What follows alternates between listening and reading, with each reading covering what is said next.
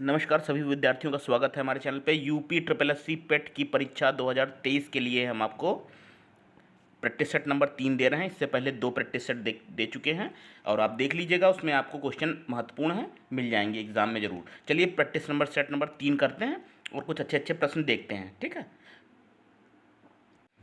चलिए पहला प्रश्न देखेंगे। एल्बर्ट बिल विवाद के साथ कौन सा वायसराय जुड़ा था? एल्बर्ट बिल, पहले देने का प्रयास करिए आंसर, फिर हम आपको आंसर तो बताएंगे। किसका नाम जुड़ा था? तो देखिए ये नाम जुड़ा हुआ था लॉर्ड रिपेन का। बी नंबर ऑप्शन है।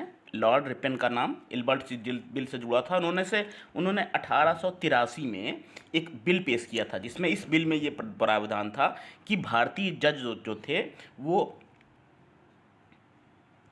यूरोपियंस के मुकदमे वो देख सकते थे। अब इससे क्या हो गया, यूरोपियन समुदाय था और अंग्रेज व्यापारी, प्रशासनिक कर्मचारी सब अत्यधिक नाराज हो गए थे। तो इसके कारण फिर उसके बाद 1884 में लॉर्ड रिपिन को त्यागपत्र भी देना पड़ा। और इस के बारे में, इस विद्रोह को श्वेत विद्रोह भी कह सकते हैं। मान लीजिए, नोट कर लीजिए, श्वेत विद्रोह किसको कहते हैं? एल्बर्ट बिल को। एल्बर्ट बिल के विषय में एक दो पॉइंट हमने आपको बताया महत्वपूर्ण। चलिए नेक्स्ट क्वेश्चन देखेंगे। किस इमारत से गौतम बुद्ध ने दुनिया के लिए बौद्ध धर्म के अपने दिव्य ज्ञान का प्रचार किया था? तो वो ऑप्शन आपका क्या होगा? वो होगा आपका बी। ऑप्शन ऊपर नीचे हो गया थोड़ा सा। महाबोधि मंदिर समूह, ठीक है। तो ये कहाँ है? ये बोध गया, गया बिहार में है। ये महाबोधि मंदिर समूह महाबोधि मंदिर के निकट बोधि वृक्ष है। बोधि वृक्ष के नीचे गौतम बुद्ध जी को ज्ञान की प्राप्ति हुई थी और उन्होंने यहीं से ज्ञान का प्रचार दुनिया भर में किया हुआ था।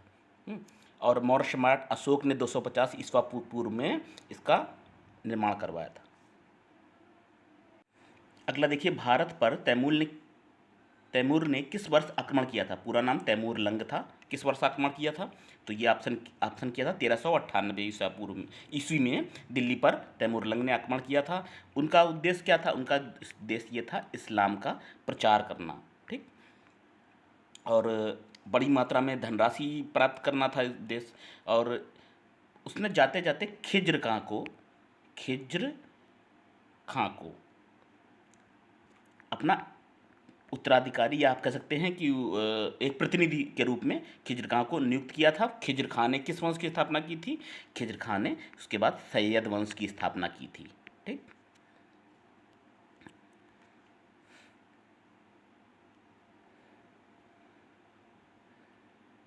महाराणा प्रताप ने कौन से ऐतिहासिक युद्ध में मुगलों के खिलाफ लड़े थे? महारा तो वो लड़े थे आपके 1576 में हुआ था। कौन सा युद्ध हुआ था? वो हुआ था हल्दी घाटी के युद्ध में। मुगल बादशाह अकबर से महाराणा प्रताप लड़े थे। मुगल सेना का नेतृत्व किसने किया था? आमेर के राजा मान सिंह ने किया था, ठीक, मान सिंह ने। इस युद्ध में क्या हुआ था? मुगल सेना विजयी हुई थी हल्दी घाटी के युद्ध में, परंतु मान सिंह महाराणा प्रताप को पकड़ने में विफल रहा था। ह्वेंगसांग कौन सा यात्री था? ह्वेंगसांग एक सरल है, कुछ चीनी यात्री था। ये भी आपको भी मालूम होगा। किसके दरबार में आया था? ये आया था हर्षवर्धन के दरबार में। ह्वेंगसांग चीनी यात्री भारत आया था। ये 630 से 645 ईस्वी पूर्व तक भारत में रहा, यानी कुल मिला के 15 वर्षों तक इन्होंने भारत में रहे। और सी यू की इनकी पुस्तक है, जिनमें इन्होंने यात्रा का बड़ा वर्णन किया है। और इनको क्या किन किन नामों से जाना जाता है? देखिए, यात्रियों का राजकुमार इसको कहते हैं, वेंगसाम को यात्रियों का राजकुमार, नीति पंडित और राज्य मुनि, ठीक, ये नाम है। इनको नाम से वेंगसाम को जाना जाता है, ठीक।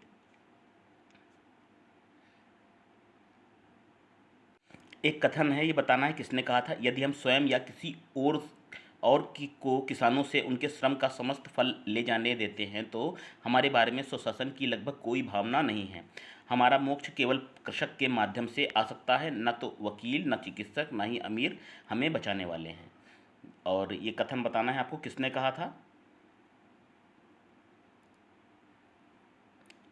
ये जो अभी आपने कथन देखा, ये कथन देखिए कहा गया था।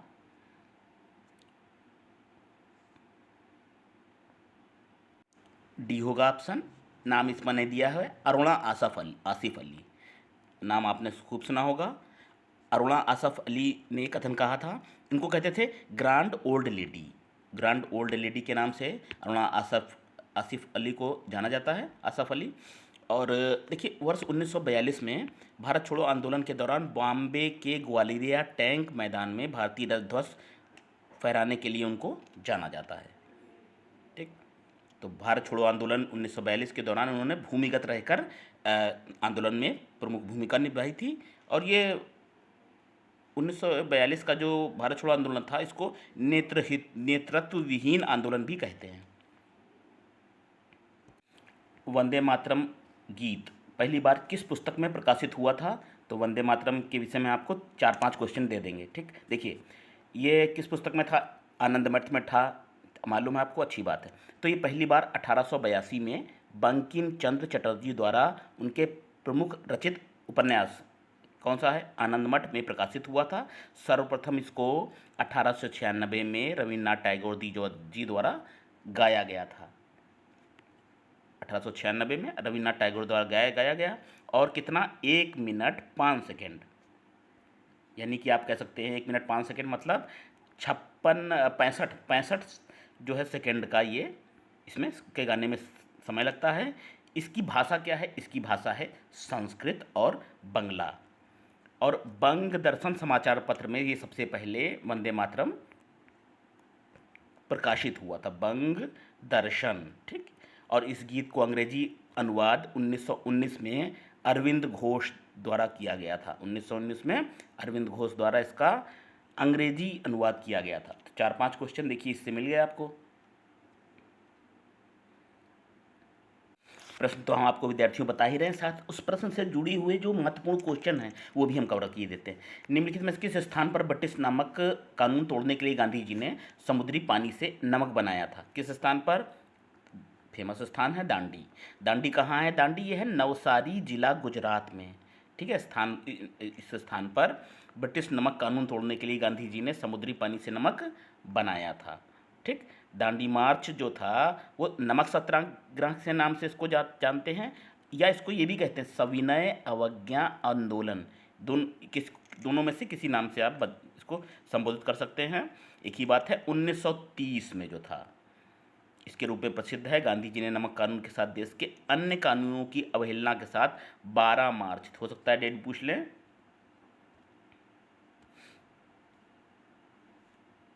12 मार्च, ठीक, 12 मार्च 1930 को अपने 78 अनुयायियों के साथ 6 अप्रैल 1930 को दांडी में नमक बनाकर सविनय अवज्ञा आंदोलन की शुरुआत की थी।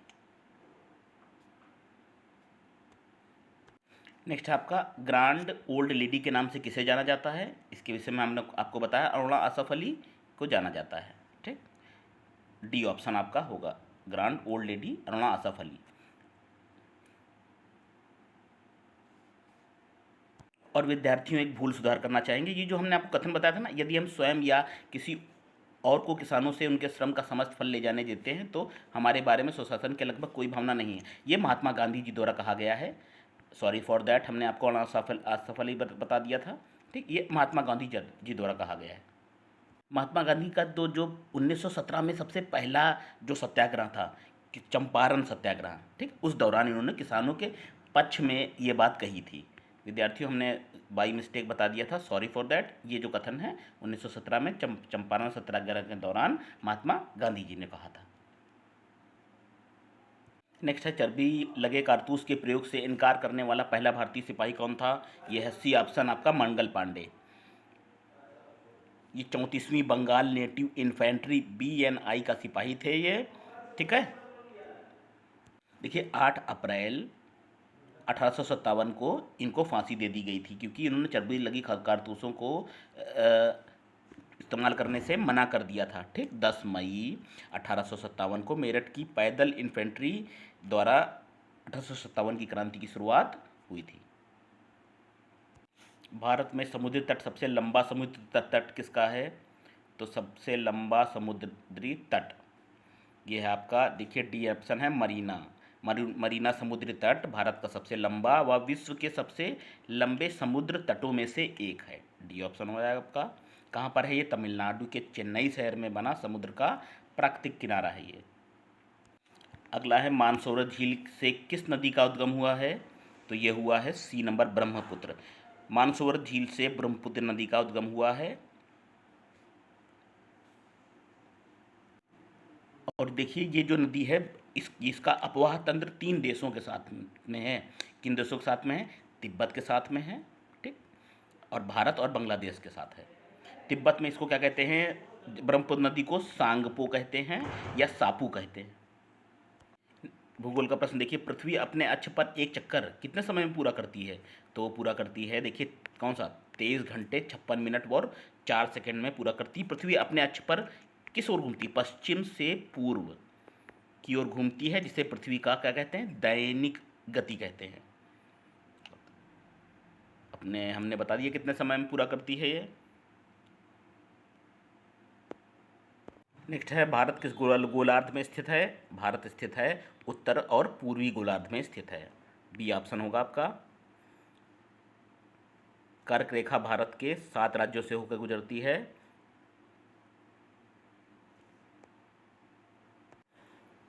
सॉरी, 9 राज्यों से होकर गुजरती है। आप इसको ऐसे याद कर सकते हैं, देख लीजिए थोड़ा सा, मित्र पर गमछा झार।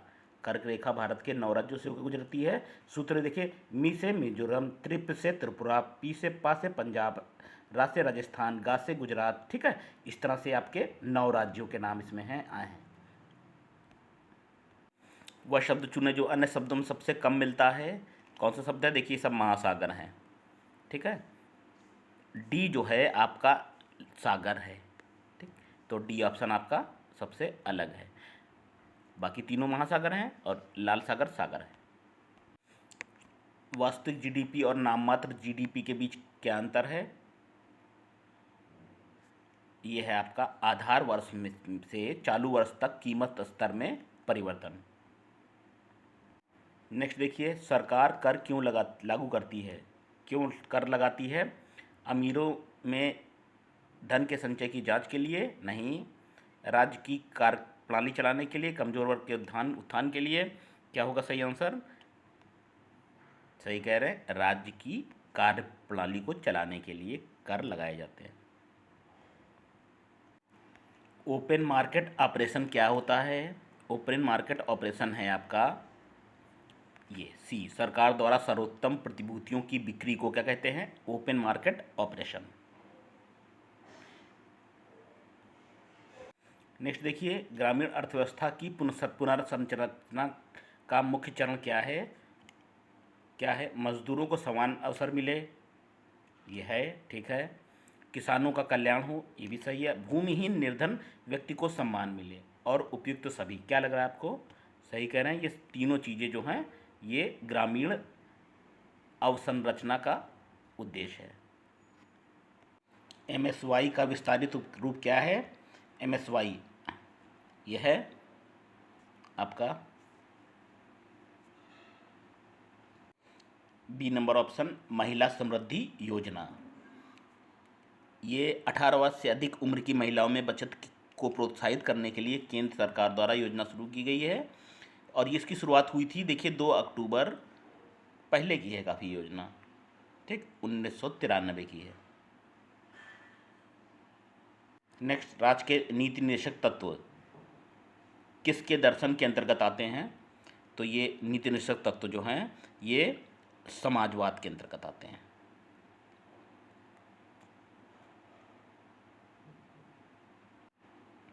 संसद के संसदीय प्रारूप का प्रथम बार प्रारंभ हुआ किस देश में प्रारंभ हुआ? संसदीय स्वरूप जो प्रारंभ हुआ था सबसे पहले, वो हुआ था ब्रिटेन में। डी ऑप्शन है आपका।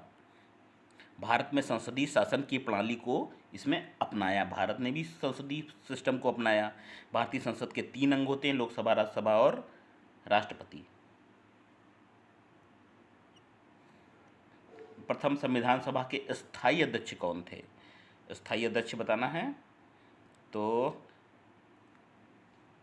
यह आपका डॉक्टर राजेंद्र प्रसाद थे स्थायी अध्यक्ष। कैबिनेट मिशन की संस्तुति के आधार पर जुलाई 1946 में संविधान सभा का गठन हुआ था। और देख लीजिए 9 दिसंबर 1946 को संविधान सभा की प्रथम बैठक हुई थी, 9 दिसंबर 1946 को। और जो दूसरी बैठक हुई थी 1946 को ही 11 दिसंबर को, उसमें डॉक्टर राजेंद्र प्रसाद को संविधान सभा का अस्थायी अध्यक्ष नियुक्त किया गया था। संविधान सभा में कुल सदस्य कितनी संख्या कितनी थी? 389 थी। फंजल अली आयोग की रिपोर्ट किस वर्ष प्रस्तुत हुई थी? ये हुई थी 1956 में। इस रिपोर्ट के अनुसार भाषा व संस्कृत के आधार पर 14 राज्यों और 6 केंद्र शासित प्रदेशों का इसमें प्रावधान किया गया था। कितनी अनुसूचियां हैं भारतीय संविधान में? तो ये इस समय 12 अनुसूचियां हैं। जब संविधान लागू हुआ था उस समय ये 8 अनुसूचियां थीं, 4 बाद में जोड़ी गई, तो इस समय कुल 12 हैं।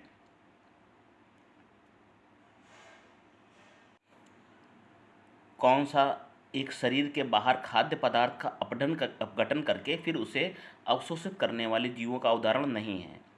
कौन नहीं है?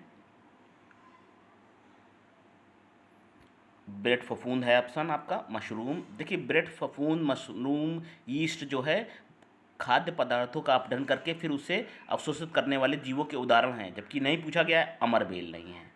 डी जो ऑप्शन है आपका ये। अमरबेल पीले रंग की एक लता होती है जो बबूल, कीकर और बेर पर लिपटी रहती है। यह एक शाकीय परजीवी है। कैसा? शाकीय परजीवी है जिसमें पत्तियों और पर्ण हरित का पूर्ण अभाव होता है। ठीक है। विज्ञान से प्रश्न, अमाशय में प्रोटीन की को पेप्टाइड्स में रूपांतरित करने वाला एंजाइम कौन सा है? तो वो है आपका पेप्सिन। पाचन क्रिया के दौरान पेप्सिन नामक एंजाइम प्रोटीन को पेप्टाइड्स और अमीनो अम्ल में विखंडित कर देता है। Option number D.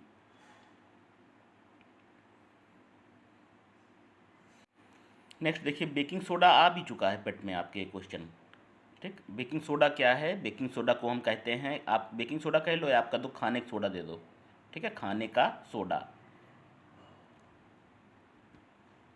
इसको कहते हैं sodium hydrogen carbonate. A option हो जाएगा आपका।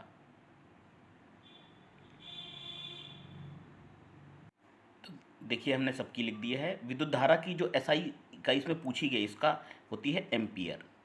ठीक है, विद्युत धारा की एसआई इकाई एम्पियर होती है। वाट की कौन सी होती है? शक्ति। दीप्त तीव्रता की ये इकाई लिखी है, कैंडेला होती है। और विद्युत विभव की होती है वोल्ट। ठीक, तो ये आपकी इकाई लिखी हैं और ये आपकी शक्ति और दीप्ति, तीव्रता, कैंडेला, इसको देख लीजिएगा एक बार। ठीक है, एसआई इकाई पूछ सकते हैं आप। नेक्स्ट, निम्नलिखित में से एक षटकोणीय क्रिस्टल प्रणाली का उदाहरण है, कौन सा है? आंसर है आपका डी ऑप्शन है, ZnO। थोड़े मैथ के क्वेश्चन। एक व्यक्ति ने अपने बाग में 2025 पौधे इस प्रकार लगाए कि प्रत्येक पंक्ति के पौधों की संख्या कुल पंक्ति के बराबर हो गई। बाग में कुल पंक्तियों की संख्या क्या होगी? इसमें आपको वर्ग निकालना होगा। x गुणा x बराबर 2025। ठीक है, एक्स स्क्वायर बराबर 2025। इसका अंडर रूट करेंगे 2025 का, तो हो जाएगा आपका x बराबर 45। आंसर क्या आएगा? 45। डी ऑप्शन जो आपका 45 है ये आएगा। सिंप्लीफिकेशन के सवाल हल कर लीजिएगा इसको। ठीक है, ये क्वेश्चन दिया हुआ आपका मैथ का, आंसर हम आपको बता देते हैं विद्यार्थियों, आप इसको नोट कर लीजिएगा। इसमें आंसर आएगा आपका 7। ठीक, इस तरह से आएंगे क्वेश्चन, आप लगा लीजिएगा। नेक्स्ट क्वेश्चन सिंप्लीफिकेशन का है, सरलीकरण का है। ठीक, वीडियो पॉज करके अब इसको हल करिएगा। सिंप्लीफिकेशन से आपको 2 क्वेश्चन जरूर मिलेंगे, 1-2 क्वेश्चन, और हर पेट परीक्षा में पूछे गए हैं। -3 इसका आंसर आएगा। बॉड मॉस के नियम से लगाइएगा। ठीक, BODMS। एक और परसेंटेज का क्वेश्चन देख लीजिए। 50 का 860%, ठीक। प्लस क्या दिया है 860 का 50%। इसको सॉल्व कर लीजिएगा, आंसर देखिए क्या आएगा। वीडियो पॉज करके आप इसको हल करिएगा। आपका सी आएगा ऑप्शन 860। ठीक। क्वेश्चन का पैटर्न पता चल जाता है मॉडल पेपर से विद्यार्थियों। ठीक, इसलिए इसको 860 आएगा। सेम प्रश्न मिलेगा आपको पेट में एक। 10 प्रेक्षणों का माध्य 53 है, गलती से एक प्रेक्षण में 45 को 54 लिखा गया, तो परिवर्तित माध्य क्या होगा? परिवर्तित माध्य बताना है। बताया है 10 प्रेक्षणों का कुल योग कितना है? 10 प्रेक्षणों का माध्य 53 है। ठीक है, तो इसको ऐसे लिखेंगे 53। ये सवाल हम आपको बता देते हैं। 53 गुणा 10 कितना आएगा? 530। ठीक, और 45 के स्थान पर क्या लिखा गया? 54 लिख गया। तो 45 जो 54 में से आप घटाएंगे 45, तो इसमें आएगा आपका कितना? 9 का फ़र्क आ गया। ठीक, 9 का फ़र्क आ गया, तो 530 में 9 घटाएंगे आप, कितना आएगा? 530 में 9 घटाएंगे, आएगा आपका 521। 521 को 10 से जब भाग देंगे तो आएगा आपका 52.10। ठीक, 52.10 उत्तर आएगा। निर्जीव वस्तुओं को जड़ भी कहा जाता है। निर्जीव वस्तुएं जड़ हैं, तो सजीव वस्तुएं क्या होंगी? सरल प्रश्न है। चेतन, जिसमें चेतना है, डी होगा आपका यहाँ पर। हमेशा राष्ट्र के कैसे प्रहरी बनना है? कैसे प्रहरी बनना है हमेशा राष्ट्र के? दुर्जन, सजग। पहला ही ऑप्शन में देख ली, हमेशा राष्ट्र के सजग प्रहरी बनो। खर शब्द का पर्यायवाची बताना है। खर क्या किसको कहते हैं? खर, खर कहते हैं, डी ऑप्शन देखिए। खर का मतलब गधा होता है। ठीक है, हो सकता है दे दें गधा के पर। धूसर, धूसर माने गधा। गर्दभ और रासभ, धूसर, रासभ और गर्दभ। गर्दभ तो सुना होगा, गर्दभ गधे के पर्यायवाची हैं। नेक्स्ट है महर्षि शब्द में कौन सी संधि है? कौन सी संधि है? महाधन ऋषि होगा। संधि कौन सी होगी? गुण संधि है। ठीक, सी ऑप्शन। गीतकार में कौन सा समास है? गीतकार में तो विग्रह, समास विग्रह कैसे होगा? गीतकार, गीत को रचने वाला। कौन सा समास होगा इसमें? आपका तत्पुरुष समास होगा, डी। कुछ प्रश्न इंग्लिश के देखते हैं। कौन सा शब्द 4 ABCD में गलत लिखा है? कौन सा गलत लिखा? पिक्चोरियल सही है, प्रीस्ट मानसून सही लिखा है, या रेफरी गलत लिखा है? रेफरी की सही की स्पेलिंग क्या होगी? सही स्पेलिंग होगी REFEREE। इंपॉर्टेंट वर्ड है रेफरी, ये सही है। ठीक, गलत पूछी गई थी तो आपकी रेफरी की ये सही स्पेलिंग है। इंग्लिश का एक पैसेज दिया होगा, प्रश्न छाट के उत्तर देने हैं आपको, और हिंदी के 2 मिलेंगे पैसेज आपको। Once an ant who had come to drink at a stream fell into the water and was carried away by the swift current. एक चींटी के बारे में बताया गया है जो पानी पीने के लिए गई थी नदी के किनारे और पानी की धारा के साथ बह गई। फिर क्या हुआ? He was in a great danger of drowning, वो डूबने वाली थी, उसमें डूबने का खतरा था। A dove perched on a nearby tree, बहुत ध्यान से देख रहा था, एक फाख्ता उस चिंटी को देख रहा था। Saw the ant's danger and dropped a leaf into the water, पानी में उसने एक पत्ती डाल दी। The ant climbed on to this and was carried to safety. Sometimes after this a hunter creeping through the bushes, तो उसने पानी में फेंक दिया पत्ता, चींटी बाहर आ गई। फाख्ता ने पत्ता पानी में फेंक दिया, चींटी बाहर आ गई। फिर क्या हुआ? कुछ समय बाद ए hunter creeping through the bushes saw the dog sleep. उसने देखा कि जो फक्ता पक्षी है वो सोया हुआ है, एक शिकारी ने देखा। And took a careful aim with his gun. उसने फाख्ता पक्षी की ओर निशाना लगाया शिकारी ने। He was about to fire. वो गोली चलाने वाला था, तभी एक चींटी आई और रेंगते हुए and bit him sharply on his ankle. उसकी टखने पर बहुत तेजी से उस चींटी ने काट दिया। Hunter missed his aim. शिकारी का निशाना चूक गया। फिर क्या हुआ? The loud noise of the gun awakened the dog. उसके तेज गन की आवाज़ से वो फाख्ता पक्षी जग गया जो सोया हुआ था। सी Shaw the danger and Phule swiftly away to safety. अच्छा, इस प्रकार जो है वो उड़ गया फाख्ता पक्षी, जग गया, जग के उड़ गया। फिर 10 इस प्रकार the ant repaid and dove for having saved its life in the foaming current of the stream. इस तरह से आंट ने, चींटी ने अपना कर्जा वापस कर दिया जो उसने डोव के साथ किया था। प्रश्न देखिए, सरल पैसेज है। The ant came to the stream to. जो चींटी थी वो नदी की धारा के पास आई। क्यों आई थी? क्यों आई थी?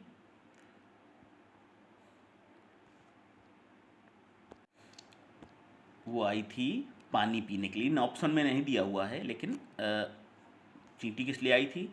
पानी पीने के लिए नदी की धारा के पास आई थी। ठीक। The dog dropped a leaf into. उस फाख्ता ने क्या किया? पानी एक पत्ती जो गिरा दी। कहाँ गिराई थी? कहाँ गिराई थी पत्ती? तो वो गिराई थी सेव द ड्रॉविंग आंट। वो इसलिए गिराई थी पत्ती, वो डूबते हुए चींटी को बचाने के लिए पत्ती गिराई थी। चलिए कुछ रीजनिंग प्रश्न देखेंगे।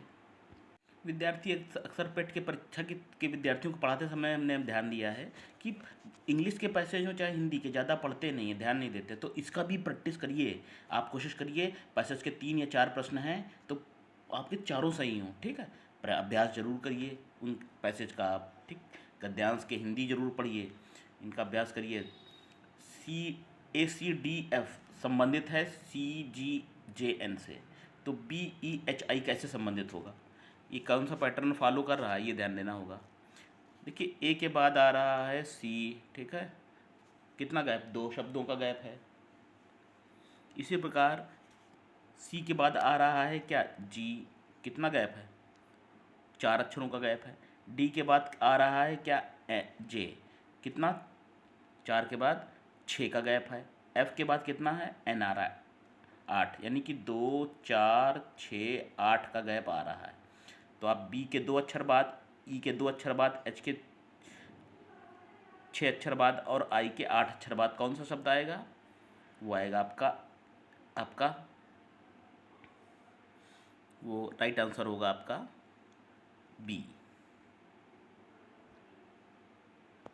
देखिए DINQ। नेक्स्ट देखेंगे।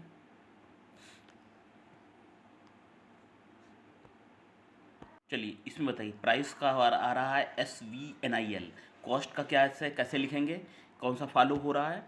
वीडियो पॉज करके इसका अभ्यास करिए। कौन कौन सा पैटर्न फाइल फॉलो हो रहा है?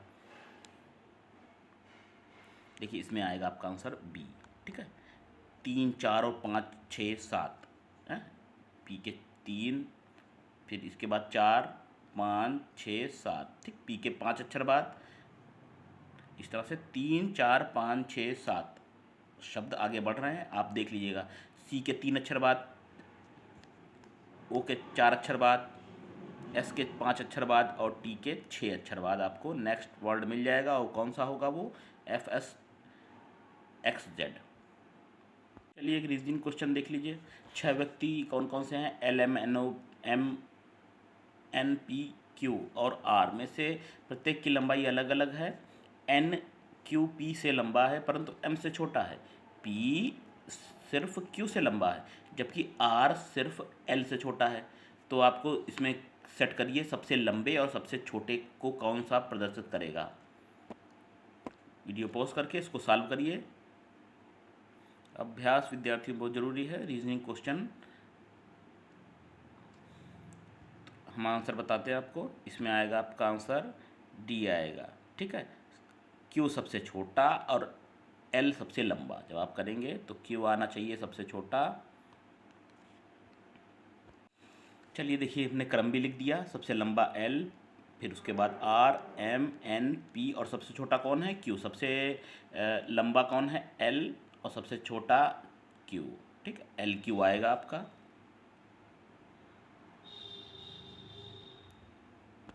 रीजनिंग देख लीजिए, एक दर्पण में देखने से पता चलता है कि एक एनालॉग घड़ी सुइयों वाली में 1:30 समय है, तो बताओ सही समय क्या है।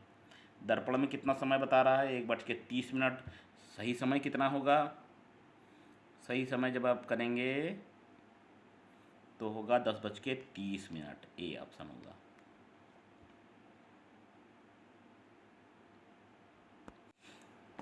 और करंट अफेयर क्वेश्चन देखिए, करंट अफेयर के लिए आप हमारी टेस्ट सीरीज और जो चैनल पे चल रहा है उसको ज़रूर ज्वाइन करिए। देखिए 5 से 10 क्वेश्चन मिलेंगे आपको करंट अफेयर के, हल्के में मत लीजिएगा इसको।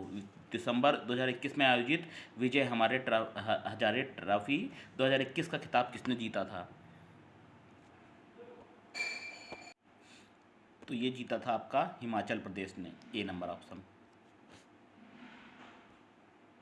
जनवरी 2022 में जारी India state of forest report 2021 के अनुसार भारत में कितने प्रतिशत भूभाग पर वनों का विस्तार है।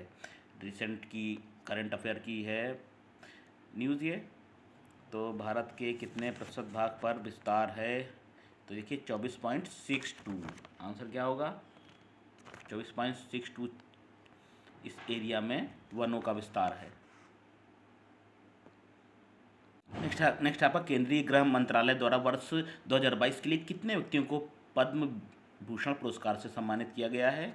वो कितने व्यक्ति हैं पद्म भूषण पाने वाले 2022 में, तो ये आपका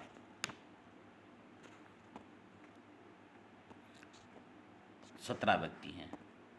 ठीक, नोट भी कर ले सकते हैं आपको, बी ऑप्शन जो है ना 17।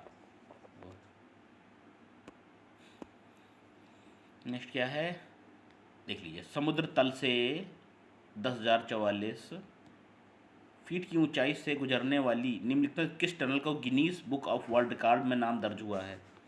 किसका नाम दर्ज हुआ है Guinness book of world record में, तो ये ए नंबर है, अटल टनल रोहतांग में जो है अत्याधुनिक तकनीक से तैयार भारत की सबसे महत्वपूर्ण जो सामरिक महत्व की जो टनल है, अटल टनल रोहतांग। ठीक, का नाम भी world book Guinness book of world record में इसको नाम दर्ज हुआ है। टनल की कुल लंबाई की बात करते हैं तो 9.02 किलोमीटर है ये।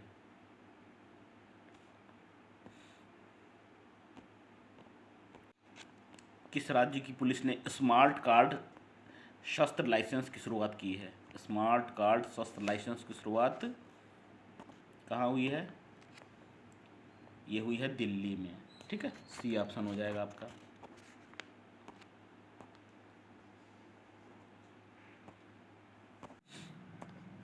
भारतीय विज्ञान संस्थान ISC बेंगलुरु ने भारत में किस सबसे शक्तिशाली सुपर कंप्यूटरों में से कमीशन किया है, तो ये आपका ऑप्शन होगा परम प्रवेग, ऑप्शन नंबर ए।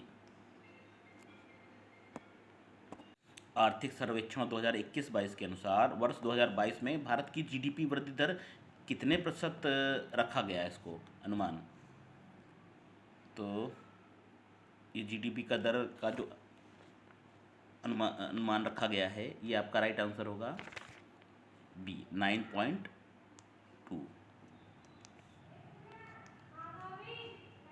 निम्नलिखित के भारत के किस राज्य में देश का पहला जियोलॉजिकल पार्क बनाने की घोषणा की गई है।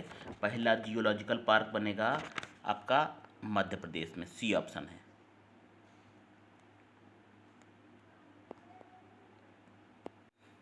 किस देश में लस्सा बुखार से पीड़ित 3 व्यक्तियों की मृत्यु हुई है, वो हुई है ए नंबर ब्रिटेन में। ठीक है, ब्रिटेन में लस्सा बुखार से पीड़ित 3 व्यक्तियों की मृत्यु हो गई है। ये किसके द्वारा, चूहों द्वारा ये खोजा गया था पहली बार 1969 में। इसे नाइजीरिया के लासा में खोजा गया था। ठीक, चूहों से संक्रमित होता है ये। फरवरी 2022 में किसानों को कृषि क्षेत्र में नवीनतम तकनीक अपनाने में सहायता करने व देश के 12 राज्यों में 150 उत्कृष्टता गांव बनाने के लिए भारत सरकार ने किस देश के साथ समझौता किया है? किस देश के साथ समझौता हुआ है?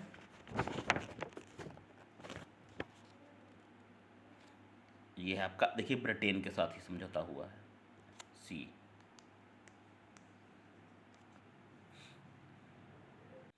किस देश के साथ भारत का मुक्त व्यापार करार नहीं है? किस देश के साथ मुक्त व्यापार करार नहीं है? दक्षिण कोरिया के साथ है, जापान और थाईलैंड। ब्राज़ील, जो आपका सी ऑप्शन है, ब्राज़ील के साथ ऐसा कोई करार नहीं है।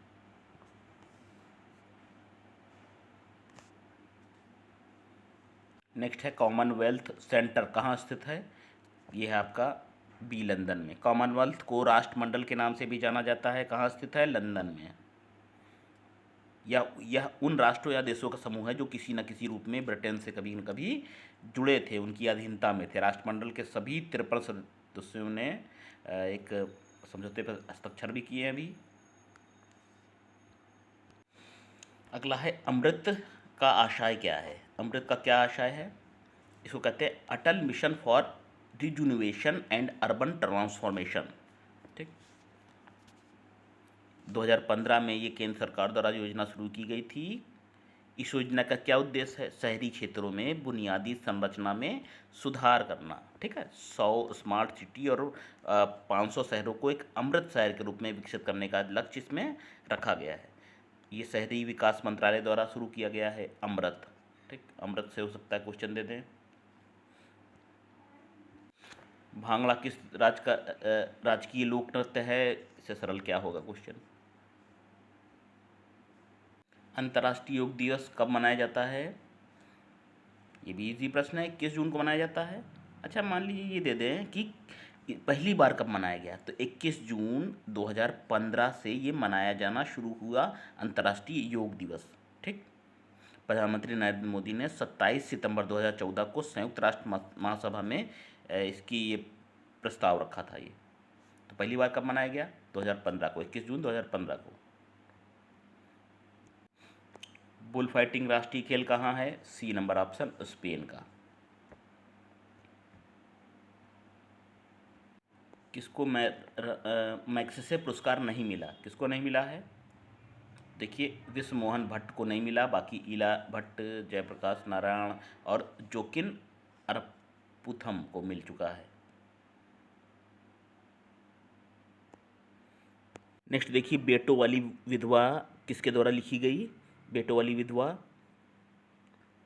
ये देखिए लिखी गई थी मुंशी प्रेमचंद द्वारा। बेटों वाली विधवा उन्होंने लिखी थी। इसके अलावा नाम सुना होगा, गबन है, गोदान है, बड़े घर की बेटी भी इन्होंने लिखा था।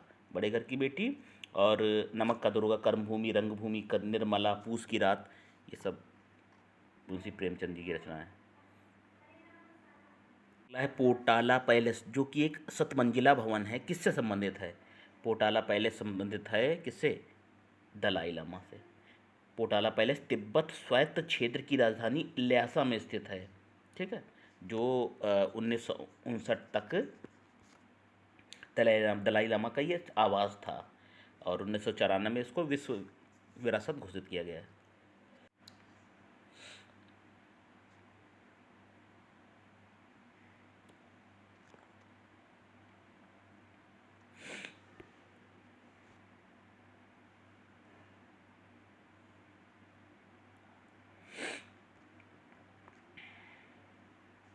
Sorry for that interruption.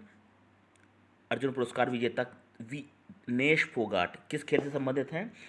Vinesh Phogat संबंधित है आपके कुश्ती से। ठीक। विनेश फोगाट हरियाणा के भवानी से संबंधित हैं। राष्ट्रमंडल और एशियाई खेलों में स्वर्ण पदक जीतने वाली ये पहली महिला हैं, विनेश फोगाट। ठीक।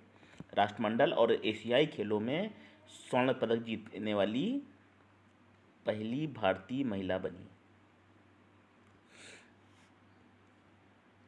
चलिए हिंदी का गद्यांश देख लेंगे। भारत अभी भी एक विकासशील देश ही है और अन्य अनेक देशों की तरह यह भी अनेक पर्यावरणीय मुद्दों में अटका हुआ है। निर्धनता चिंता का प्रमुख क्षेत्र बना हुआ है और अपर्याप्त साफ सफाई और स्वच्छ पेयजल सहित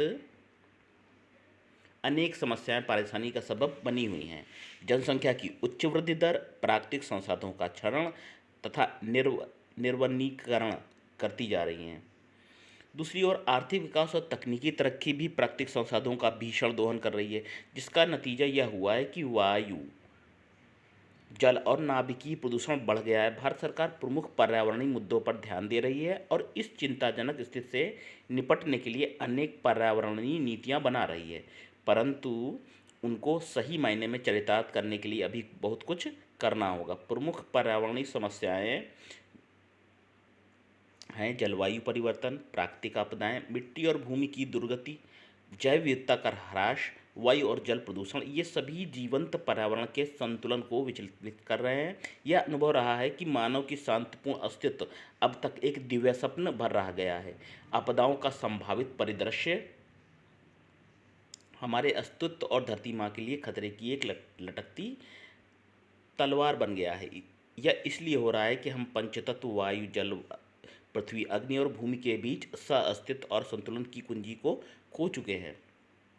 यदि पंचतत्व के बीच संतुलन या साम्यता नहीं रहेगी तो हमारा अस्तित्व खतरे में पड़ जाएगा। पंचव्य में कुछ परिवर्तनों विचलन के कारण ही प्राकृतिक आपदाएं घट रही हैं। पिछले 15 वर्षों में चक्रवात, बाढ़, तूफान, बर्फीले तूफान, गर्म और शीतलहरी की आवृत्ति और उपता काफ़ी बढ़ गई है। यह केवल भारत ही नहीं परंतु पूरे विश्व में हो रहा है। अगला है आपका 3 वर्ष पूर्व आधी आबादी घोर गरीबी में रहती थी। $1.5 प्रतिदिन की आय के गरीबों की संख्या पहले से आधी रह गई है। अनेक देशों में प्रति व्यक्ति आय पहले से दुगनी हो गई, फिर भी भूखे लोगों की संख्या में बेतहाशा वृद्धि हो रही है। वर्ष 2020 में ऐसे लोगों की संख्या 1 अरब से ऊपर चली गई थी। इतने लोगों के भूख और गरीबी से त्रस्त होने के कारण आर्थिक विकास और गरीबी मिटाना विकासशील देशों की पहली प्राथमिकता बनी हुई है। नेक्स्ट है आपका, भारत में इन्हीं देशों में से एक है। विकासशील देशों की पहली प्राथमिकता कौन सी है? पहली प्राथमिकता? तो देखिए, इसमें जैसे आपने पढ़ा, ये निर्धनता उन्मूलन सबसे बड़ी जो समस्या है विकासशील देशों की, निर्धनता उन्मूलन। हिंदी गद्यांश पढ़ करके दिमाग में पॉइंट रखने हैं विद्यार्थियों। बार बार पढ़ेंगे तो कन्फ्यूज हो, एक एक लाइन पढ़ते जाइए, दिमाग में पॉइंट रखते जाइए कि क्या क्या पॉइंट दिए गए हैं इसमें। कौन सा कथन सत्य है बताना है। प्राकृतिक आपदाओं में वृद्धि हो रही है, गरीबों की संख्या पहले से कम नहीं हुई है, भूखे लोगों की संख्या में बेतहाशा वृद्धि हो रही है, और है सभी देशों में प्रति व्यक्ति आय पहले से दुगनी हो गई है। तो गद्यांश के अनुसार विकासशील देशों में भूखे लोगों की संख्या बेतहाशा बढ़ रही है, ये है ठीक। सी ऑप्शन है, मुख्य रूप से गरीबी पर लिखा गया ये गद्यांश है। कौन सी प्रमुख पर्यावरणीय समस्या है? देखिए, जलवायु परिवर्तन के विषय में बताया गया है, जैव विविधता में कमी और प्राकृतिक आपदाएं। तो इसका मतलब क्या? डी ऑप्शन होगा, सभी। डी में सभी है ना, तो सभी, ये सभी पर्यावरणीय समस्याएं हैं। नेक्स्ट है प्राकृतिक संसाधनों का क्षरण। इसका क्या अर्थ है? तो इसका अर्थ होगा, प्राकृतिक संसाधनों का क्षरण का क्या अर्थ होगा? ये देखिए, प्राकृतिक संसाधनों में कमी होना, सी नंबर ये है। किन देशों की आवश्यकताएं बढ़ गई हैं? किसके बारे में बताया है? किन लोगों की आवश्यकताएं बढ़ी हैं? किसके तो आप स्पष्ट है, मध्यम आय वाले लोगों की आवश्यकताएं बढ़ी हैं, ए नंबर ऑप्शन। चलिए, एक गद्यांश और हमने बताया, 2 गद्यांश आएंगे परीक्षा में, तो देखिए एक और गद्यांश पढ़ लेते हैं। एनजीओ अर्थात नॉन गवर्नमेंटल ऑर्गेनाइजेशन अर्थात गैर सरकारी संगठन किसी मिशन की तरह चलाए जाते हैं। सामाजिक समस्याओं को हल करना और विभिन्न क्षेत्रों में विकास की गतिविधियों को बल देना एक एनजीओ का मुख्य उद्देश्य होता है। एनजीओ के कार्यक्षेत्र के अंतर्गत कृषि, पर्यावरण, शिक्षा, संस्कृति, मानवाधिकार, स्वास्थ्य, महिला समस्या, बाल विकास इत्यादि हो सकते हैं। पहले एनजीओ के क्षेत्र में वे ही लोग आते थे जो समाज सेवा करना चाहते थे, परंतु अब एनजीओ जो है वो रोजगार का एक उभरता हुआ क्षेत्र बन गया है। इसलिए अब एक सोची समझी रणनीति के तहत इस क्षेत्र में करियर बनाने के दृष्टिकोण से लोग एनजीओ में आने लगे हैं। कितनी अच्छी बात कही, किसी अंतर्राष्ट्रीय पहचान वाले एनजीओस में रोजगार न सिर्फ समाज सेवा को सुकून देता बल्कि एक अच्छे वेतन की गारंटी भी देता है। एनजीओ के प्रति आकर्षण का अनुमान इस तथ्य से लगाया जा सकता है कि वर्तमान समय में हमारे देश में सक्रिय सूचीबद्ध एनजीओ की संख्या एक रिपोर्ट 33 लाख एनजीओ हैं के आसपास है। महाराष्ट्र में सबसे ज़्यादा एनजीओ हैं, लगभग 4.8 लाख। इसके बाद दूसरे नंबर पर कौन आता है? आंध्र प्रदेश है। यहाँ 4.6 यानी 4,60,60,000 एनजीओ हैं।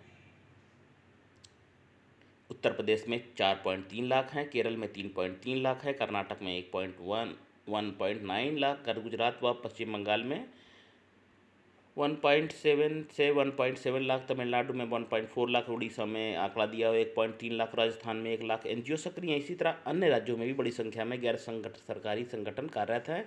दुनिया भर में सर्वाधिक सक्रिय संगठन एनजीओ हमारे देश में हैं।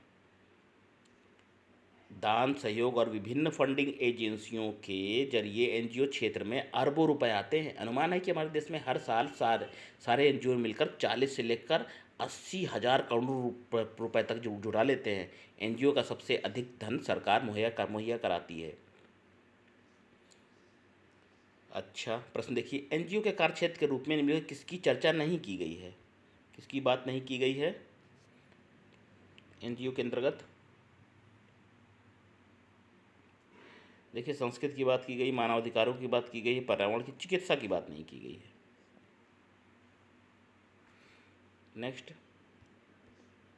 प्रस्तुत गद्यांश का अच्छा शीर्षक बताइए क्या हो सकता है? सबसे बेस्ट टाइटल क्या होगा?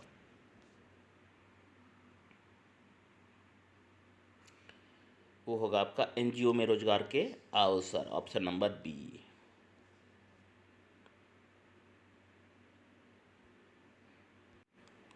सर्वाधिक जो धन मुहैया कराती है एनजीओ को कौन? एनजीओ को सबसे ज़्यादा धन सरकार की तरफ से मिलता है।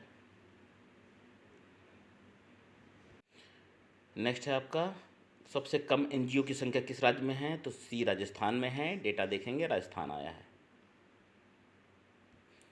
नेक्स्ट और लास्ट क्वेश्चन है हमारा, प्रस्तुत श्रमणि में किसकी चर्चा नहीं की गई है? किस बात की चर्चा नहीं की गई है? देखिए, सहयोग की बात की गई, करियर की बात की है, समाज सेवा की बात। राज्य सरकार की इस पैसेज में, इस गद्यांश में चर्चा नहीं हुई है। विद्यार्थियों, हमने आपको 80 क्वेश्चन दिए, 20 क्वेश्चन डीआई के थे, तो डीआई आपको हम अलग क्लास देंगे, उसकी अलग पढ़ाएंगे। तो इन क्वेश्चन को पढ़िएगा, हम उम्मीद करते हैं आपकी परीक्षा के लिए महत्वपूर्ण होंगे। इस तरह से हम और भी आपको देते रहेंगे। बने रहिए चैनल पे, मिलेगा आपको अच्छे अच्छे कंटेंट मिलेंगे। फिर मिलेंगे, तब तक के लिए नमस्कार।